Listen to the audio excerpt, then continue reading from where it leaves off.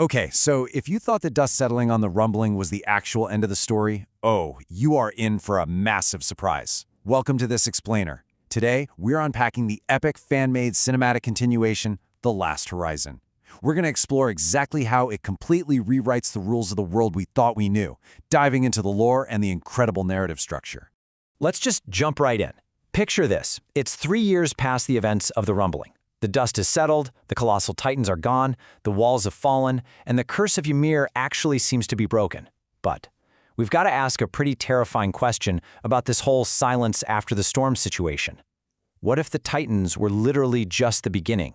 What if the massive threat humanity faced was only a symptom of something much, much worse? The illusion of peace. So, we're looking at a super fragile post-rumbling world here. Humanity is still deeply divided, right? People are basically arguing over whether Eren Yeager was this ultimate protective hero or history's absolute worst monster. We're just looking at the facts here, but look at how fast that piece shatters. Fast forward to year 3.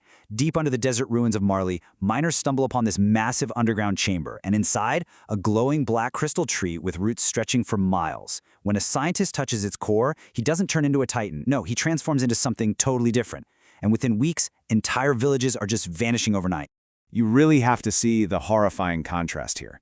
Think back to the original Titans. They were born of Ymir, strictly tied to Eldian blood. And, let's face it, mostly mindless, tragic creatures running on pure instinct.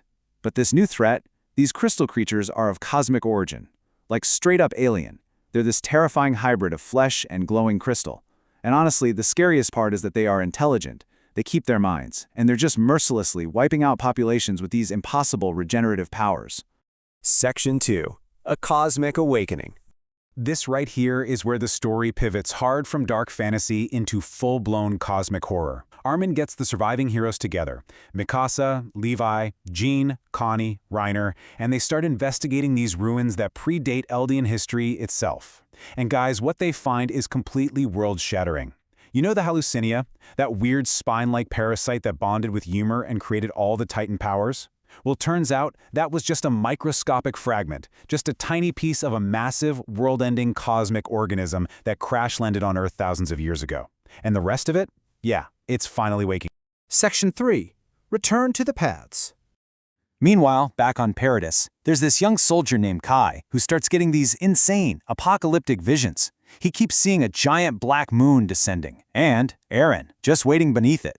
During a desperate fight against these crystal monsters in the ruins of Liberio, Kai actually touches one of them, and boom, he's instantly yanked into the paths. You know the place, the infinite sand, the endless stars. But sitting under the tree is an echo of Eren himself, somehow preserved inside reality. And he drops this absolute bombshell of a revelation. The Titans were never the final enemy. Okay, let's unpack Eren's warning, because it completely reframes the entire history of this world. Basically, Ymir merely delayed the inevitable. The rumbling, it unknowingly bought humanity some time by wiping the board clean. But now that the Titan powers are completely gone, this greater organism is making its move to reclaim Earth. Just think about that for a second. The absolute tragedy of the entire original series was actually just a cosmic speed bump. And those super smart crystal monsters, they're literally just scouts. The main body of this planet-eating entity is coming down from the stars right now, taking its true form as the Black Moon. Section 4. Humanity United. So, humanity is suddenly staring down the literal extinction of matter itself as this black moon enters the atmosphere and starts consuming mountains and cities. And what happens? We see this completely unprecedented alliance.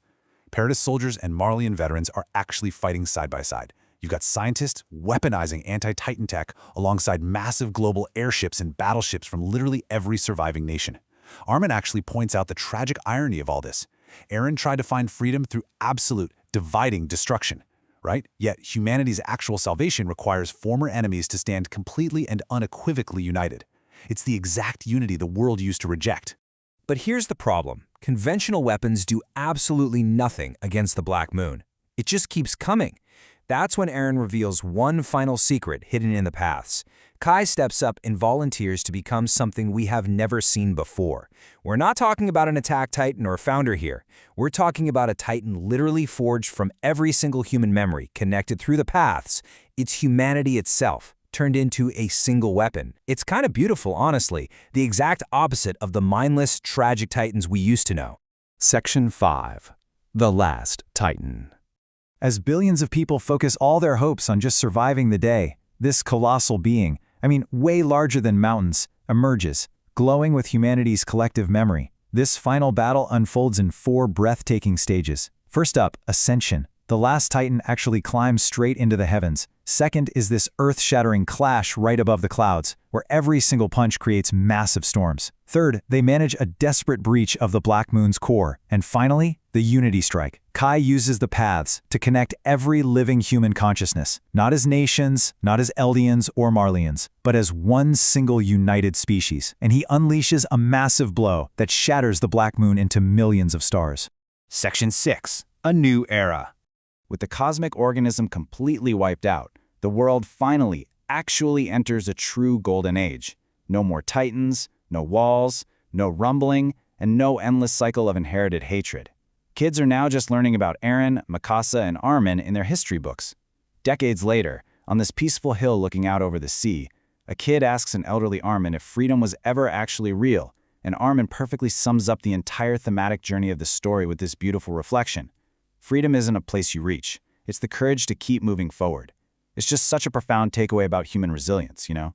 But The Last Horizon doesn't let us off the hook quite that easily. Because right at the end, as a single glowing leaf drifts away from the ancient tree, we're left to really ponder the vastness of the universe.